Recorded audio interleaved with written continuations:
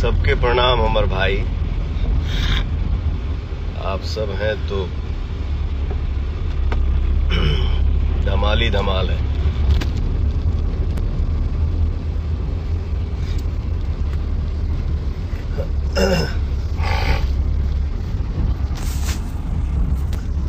क्या love you का बौछार लगा हुआ है। एगो भाई लिखले बा कि रोज नया नया लकीर खींच देत बानी।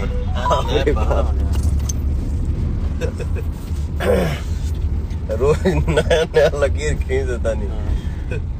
हम थोड़े खींचिले रे पगला। ये सब आप सबका प्यार है, आप सबका आशीर्वाद है, दुलार है। बहुत बहुत धन्यवाद आप सबके, दिल से थैंक यू। जौन हमार गाना रिलीज भइल बा तू हमार देखा कब से बा हो ट्रेंडिंग में? 3 दिन से स्टार्टिंग। आज दूसरा दिन या तीसरा दिन है? एक नंबर पे ट्रेंडिंग करा था गाना। दिल से धन्यवाद हमारे भाई लोग, हमारा पूरा भोजपुरी समाज। जय श्री राम मेरे भाई। आज एक ठो नया चैनल खुलल है हमार माँ अम्मा फिल्म्स भक्ति। माँ अम्मा फिल्म्स भक्ति। इस चैनल पे आज एक ठो हमार भजन रिलीज भइल है, जौने भजन के आप सब बहुत बखान करत तनी जा। बहुत अच्छा लगा था। फोन भी आवा था। और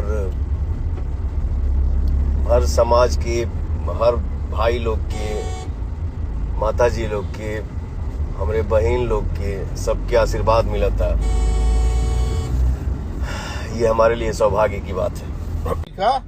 कोई पैदा नहीं लिया अभी आज के परिवेश में। तो जो लकीर पौन से खींच देंगे, उसके आगे लकीर खींचने वाला कोई आज के परिवेश में, आज की डेट में नहीं है। आप लोग खुश रहिए, आबाद रहिए और भाई का जितना गाना है उसका आशीर्वाद देते रहिए। अरे हमारे परिवार के खाली आशीर्वाद बनल रहे के चाहिए। क्या हो? बिल्कुल, बहुत ही अच्छा। मतलब प्रमुख जी एक अलग टाइप का गाना है। और मुझे लगता है कि इतना सुबह से मेरे पास फोन आ रहा है, तो आप लोग के लिए खुशी के लिए ये पवन सिंह का जिंदगी है। और आपकी खुशी के लिए दिन रात सोचते हैं और एक अच्छा काम कर रहे हैं। बहुत सारे गाने आने वाले हैं जो कि आप लोग को बहुत मजा आएगा, बहुत सारा एंजॉय करेंगे आप लोग। कल के बाद इनका फिल्म का सेट बड़ भाई हमें सुमन भैया तनी कहने कहे ए मर्द कहे एग्रेसिव हो गया है। नहीं, बस हमारे समाज का आशीर्वाद रहना चाहिए और क्या चाहिए। बाकी क्या है क्या नहीं वो बोलना नहीं चाहिए।